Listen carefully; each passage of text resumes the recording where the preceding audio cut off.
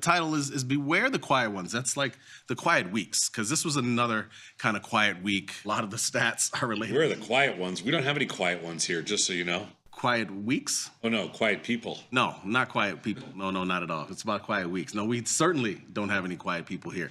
Even we got a data point this morning. All the different data points, I think, are starting to confuse bonds. I mean, GDP moved the market a little bit. We saw what happened. Bonds moved this morning after the inflation number. And you can kind of tell, like, bonds don't seem like they want to really go anywhere. What do you guys think?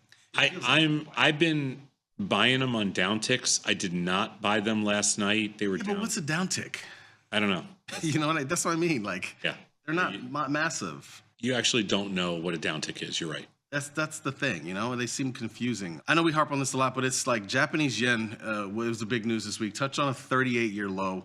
Dollar continues to stay bid, so Japanese yen can't really go anywhere. Most people who are playing Japanese yen now are playing it for any potential yen intervention, if you will. You know, that's a tough trade right now. Crude oil.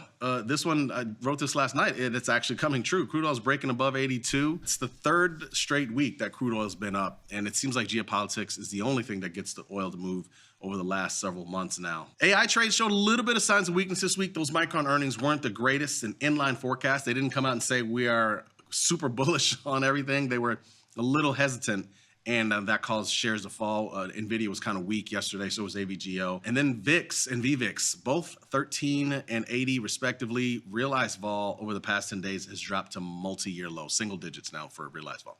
Yeah, VVIX, which is volatility, under 80, always scares me when it gets in the 70s. I don't know where it is today, but always scares me in the 70s. Well, if that scares you, let's move to the next slide. This 79 sod off is where it is right now. Yeah. This should scare you too. This is a chart of VIX along with 1 month correlation. Correlation is at lows that we haven't seen since 2017. So we got a lot of dispersion. We saw some of that this week where there was a little bit of rotation. Some of the Dow names, you saw Dow moving a little bit higher throughout the week. You saw Russell 2000. What does this mean? What is the? So this is a correlation, 1 month correlation of stocks, right? And we know usually when correlation is pretty low, volatility is pretty low. Vice versa, obviously correlation goes really high when we see VIX higher.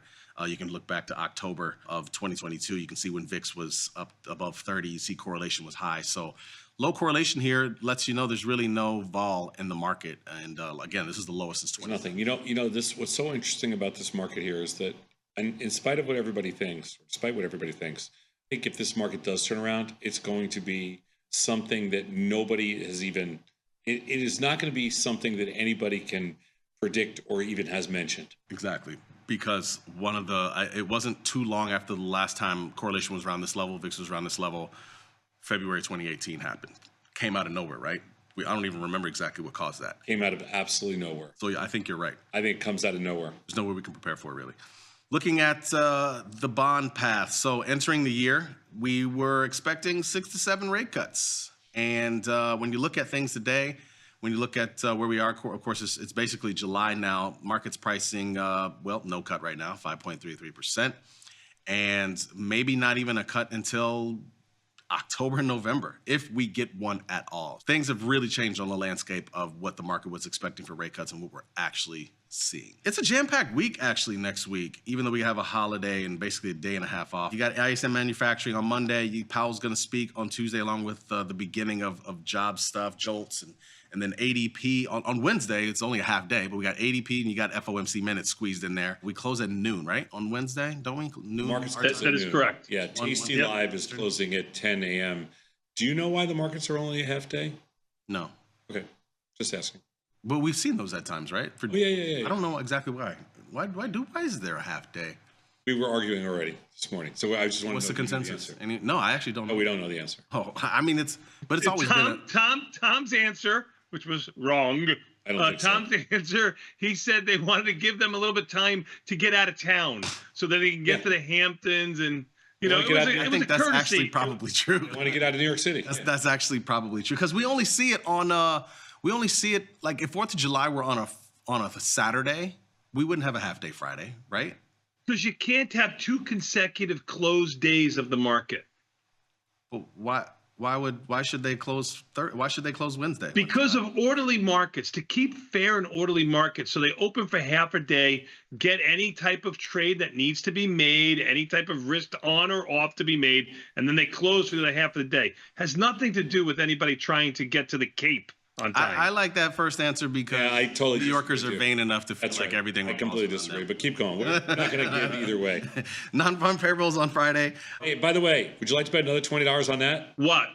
Your side versus my side. Yeah, I would love to know how you're going to prove that. If you're I'm not, if you gonna haven't call paid somebody. I'm gonna get the answer for you. Okay, done. I'd get in on that. $20. I get in on that. $20. Okay, $20 for you too. Who are you going to call? Don't call like the mayor of the Hamptons, right? You're not going to call him. I'm gonna call the CEO of the New York Stock Exchange and ask him. All right, you do that. And that went from one flex to another is basically what that was. CPI the week after and PPI, and then earnings start up July 12th. Basically, JP Morgan's earnings. Earnings. Nobody should ever trade earnings again. I agree with you. I've been in that camp for a while. I agree with you. I mean, I would only play them for moves. That's all I ever do. And then not too much the week after retail sales, and then July options expiration. Just to round out here, Walgreens, man, they are really whatting the bed. Dropped to the lowest level since 1997. Management lowers guidance for the second quarter in a row. Apple was under a little bit of scrutiny this week, but didn't seem to affect the stock. But they were charged with breaching EU's digital competition rules over how they run the App Store. We'll see if that's an overhang, but it doesn't seem like it. We saw more Roaring Kitty, man. Chewy and Petco had some meme-like moves yesterday.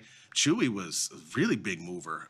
We'll see if that continues today. It doesn't seem like this meme stuff wants to go away. And then Rivian had a big move this week. $5 billion investment from Volkswagen to engineer electro architecture. Of course, I mean, Rivian and all these EV companies need as much help as they can get. They've been kind of weak. NVO surged big time on Wegovy winning approval in China. Can you believe it? The Chinese are going to use it too. Wow. And then finally, research. Market measure. Market concentration by our boy, Jia Jing. His first one. Pop the cherry. That's all I got. Sounds enough. You best call the Federal Open Market Committee, which is responsible for open markets and orderly markets. So please don't call the New York Stock Exchange. Call the right people, and then you can pay me my $20, which will be $60 when next week is over.